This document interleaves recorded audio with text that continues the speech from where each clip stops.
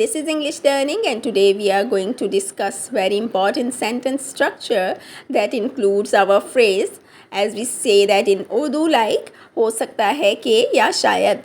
तो ये जो हमारा फ्रेज़ है हो सकता है या शायद, ये तब हम यूज़ करते हैं कि जब हम किसी पॉसिबिलिटी को, किसी चांस को या इम्कान को ज़ाहिर कर रहे हों।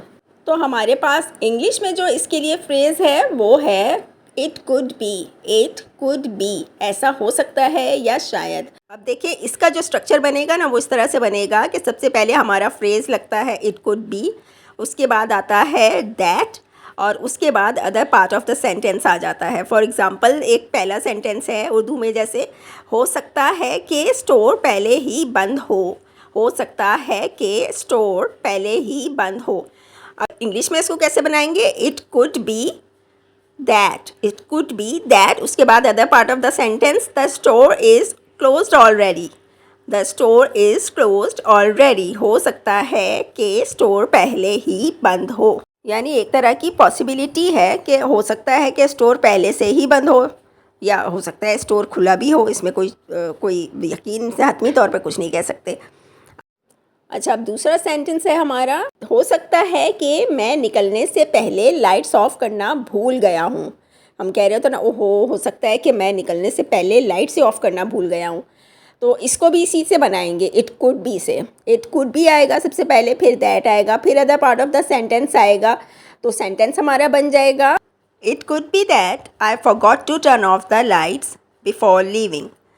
हो सकता है कि मैं निकलने से पहले लाइट्स ऑफ करना भूल गया हूँ। It could be that I forgot to turn off the lights before leaving. अब हम अपना नेक्स्ट सेंटेंस देख रहे हैं, जो कि है ये भी तो हो सकता है कि उसने मेरे मैसेज को ठीक से समझा ना हो। तो इसमें भी सेम स्ट्रक्चर बनेगा। It could be that she misunderstood my message. It could be that she misunderstood my message. ये भी तो हो सकता है कि उसने मेरे मैसेज को ठीक से समझा ना हो।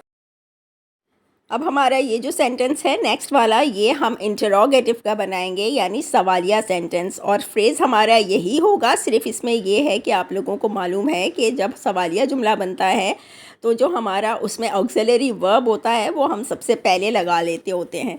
तो इसमें कैसे हम सेंटेंस बनाएंगे? इट कुड बी के बजाय क्या बनेगा? कुड इट बी, और उसके बाद दैट आएगा, और आगे वही other parts of the sentence, last में हमारा क्वेश्चन मार्क। हमारा सेंटेंस एग्जाम्पल है, कहीं ऐसा तो नहीं कि हम रास्ता भूल रहे हैं, या इसी को हम इस तरह भी कह सकते हैं, कहीं हम रास्ता तो नहीं भूल रहे। तो हम क्या बोलेंगे? हम कहेंगे could it be that we are lost.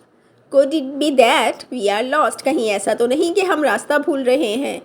I hope आज का ये जो वीडियो लेसन है आप लोगों को अच्छा भी लगा होगा और आप लोगों को इजी भी लगा होगा। तो इस तरह के सेंटेंसेस की प्रैक्टिस अपने घर में ज़रूर जारी रखिएगा, और आज की वीडियो को लाइक भी कर दीजिएगा, और इसे अपने साथियों के साथ, अपने बहन भाइयों के साथ शेयर भी किया कीजिए ताकि उन्हें भी फ़ायदा हो सके।